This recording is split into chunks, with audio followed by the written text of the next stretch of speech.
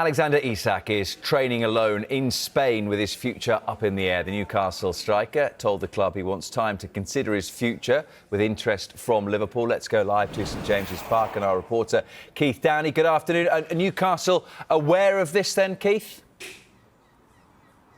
Yeah, Rob, they are aware that Alexander Isak is over in San Sebastian training, recovering on his own. Look, I know the optics of this aren't great from the outsider looking in, but look, if anyone who covers the club and knows how Alexander operates, it's not a surprise that he's working with his own team. He's got a team of sports scientists, physicians, a doctor who all help him. And a number of times when he's been injured over the past couple of years, he's actually travelled away from the UK to go and recover with them, and it's something we've actually spoken to Eddie Howe before in his news conferences, and Eddie Howe said, look, they're aware of it and they work in conjunction with Alexander Isak's team. So I'm not that surprised, because you have to remember that the Newcastle first team squad, the management team, the backroom staff, the physios, club doctor, they're all over right now in South Korea as part of Newcastle's pre-season tour. But obviously, as I say, the optics of it aren't great. The fact that Isaac, he could be here with his team in Newcastle, but instead he's chosen to be with his team recovering in the Basque region of Spain. So of course he's had to fly there, and one of the reasons given to us was why he didn't fly to Singapore and then on to South Korea was that it wouldn't be beneficial for him being on a long haul flight. But he's managed to travel there to recover from this thigh injury that he has, this minor thigh injury that was quoted by the club just over a week ago when they headed out to Singapore. So look, I think a lot of the Newcastle fans upset and angry about this because it appears that he's checked out, but I would expect Alexander Isak back here in the northeast next week when Newcastle return from their pre-season tour to sit down. He'll have talks with Eddie Howe, and then I guess they'll take it from there. So yeah, he's away from the northeast, trying to get his body in the right place, probably trying to get his mind in the right place, with so much speculation surrounding him off the back of that informal approach from Liverpool 2 weeks ago. And then what we heard and told you last week was that he told Newcastle he wants to explore a potential move away from the club this summer. So something tells me this isn't the last we've heard of this. More will come from this, I guess, when Alexander Isak returns at the start of next week.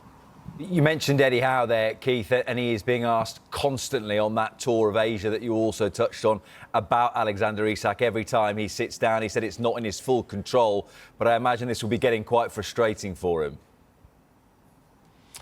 Yeah, I think the amount of time, you're right, will be frustrating Eddie Howe. I think the logistics of it will be frustrating Eddie Howe. The fact he's across the other side of the world in Seoul, in South Korea right now, and very far away from Alexander Isak, who's in San Sebastian at Real Sociedad's training ground. And look, I think it's worth adding at this moment as well to say that he's not training with Real Sociedad. Sociedad are away from the training ground themselves on their own pre-season preparations, and the training ground is empty and he's just using their facilities. Remember, he formerly played for Real Sociedad for 3 years, and Newcastle signed him from them 3 years ago for £63 million.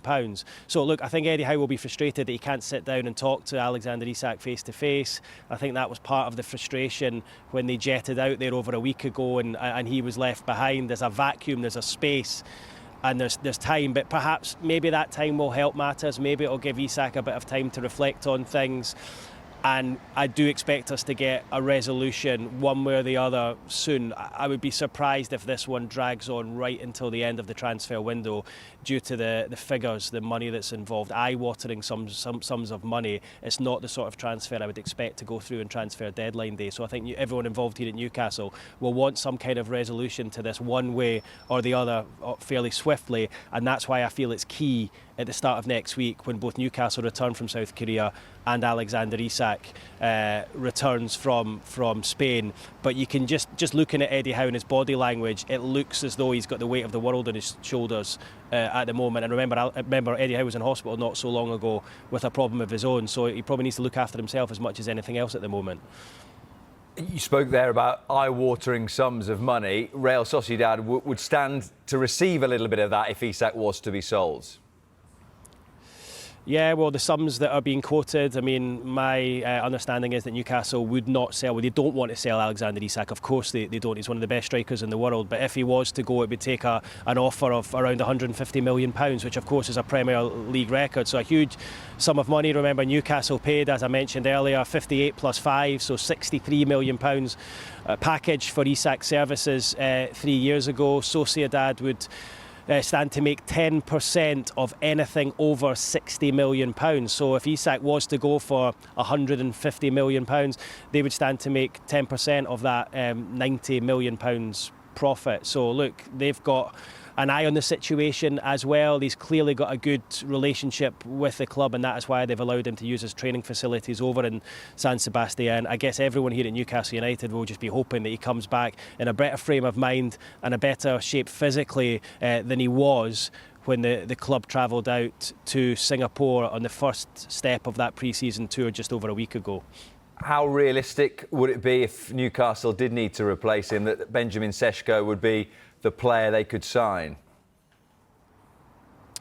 Yeah, look, I mean, it was clear that Hugo Ekitike was the player that he wanted. Instead, he went to Liverpool. I think Sesko is a player that they also hugely admire, and he would be a real option for them. I think it would be difficult for Newcastle to even consider allowing Alexander Isak to leave without a high-end striker to come in and replace him, and I include Benjamin Sesko in that. Look, if Newcastle were to manage to bring Sesko to the football club, you would suggest that would open the door for Alexander to leave if Liverpool put a bid in that's accepted by Newcastle. And of course, I've already quoted the figures that Newcastle are looking for. But of course, Newcastle, a little bit wary, I think, that Manchester United are also keen on Sesko, and they've had their fingers burned a number of times already this summer.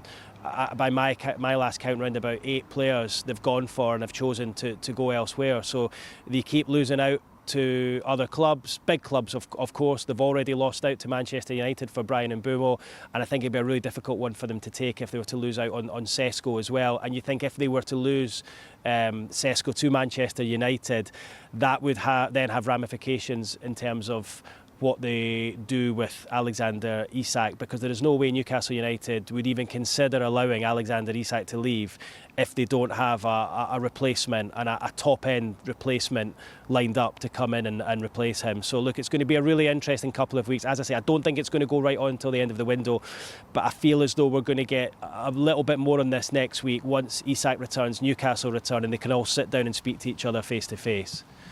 Thank you very much indeed. So that is Newcastle covered. Let's round up the rest of the day's transfer news. Michael Bridge is alongside me. Let's start with Tottenham, shall we? Eyeing a midfielder with Premier League experience. Yes, we can tell you now this afternoon that Tottenham Hotspur and Bayern Munich are in talks over a potential loan deal for Joao Palhinha, the former Fulham midfielder, who's brilliant for Fulham. That earned him a big money move to Bayern Munich. It's not really worked out for Palhinha at Bayern. He's only started 6 Bundesliga games last season, only played 45 minutes at the Club World Cup, but I understand this would be a straight loan, no obligation or no option as it stands. But if it was to happen, it would give Tottenham some real experience in that sort of number 6 central midfield role. I think there'll be some departures as well, but yeah, they do need a few players in as well, and that would add some real quality in that midfield. Keith was just talking about forward players that Newcastle might target. One of those is Joao Wissa. You could tell us a little bit about his day today. Yeah, it's turning into quite a saga, isn't it? I mean, it's been some summer for Brentford, isn't it? And we know Wissa wants the move. This was him arriving at training this morning around 9 a.m. up the road from us here, Brentford's training ground. Now, we can tell you that we understand that he did not train with his Brentford teammates. We've reported that he's angry and disappointed with the club's approach amid interest from Newcastle. That's him leaving at midday. He's adamant he wants to leave and he feels he might not get a chance of playing in the Champions League. It's Newcastle, the club he wants to join, and goodness me, do Newcastle want to bring in some new faces. But Brentford are insisting Wissa is not for sale, and there does seem to be quite a difference in valuation between the two clubs. Let's just finish with Nottingham Forest, who have confirmed the signing of their own today. It's been quite a few days for Nottingham Forest, isn't it? With Morgan Gibbs-White committing his future to the club, and now they've signed Dan Ndoye from Bologna in a deal worth £34 million, 5-year contract, beat off interest from Napoli as well. So a good few days for Nottingham Forest ahead of what's going to be a very, very busy campaign for them with them in Europe. Michael, thank you very much indeed. Manchester United's Rasmus Hojlund has vowed to fight for his future at Old Trafford after the club made Benjamin Sesko their top transfer target if they bring in a striker. Hojlund scored United's opening goal in their 4-1 friendly win over Bournemouth last night, but has struggled since a £72 million move from Atalanta in 2023. We reported earlier this month that AC Milan were exploring a deal. Well, after that Bournemouth friendly, Hojlund said, "I think the most important thing for me is just to keep working hard and stay focused, and then obviously we'll see what happens.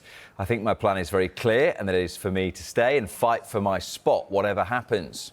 Competition is fine with me, it sharpens me, I'm more than ready, I'm feeling sharp, so I'm welcoming everything that comes. I think it's good with competition, and it only sharpens the team."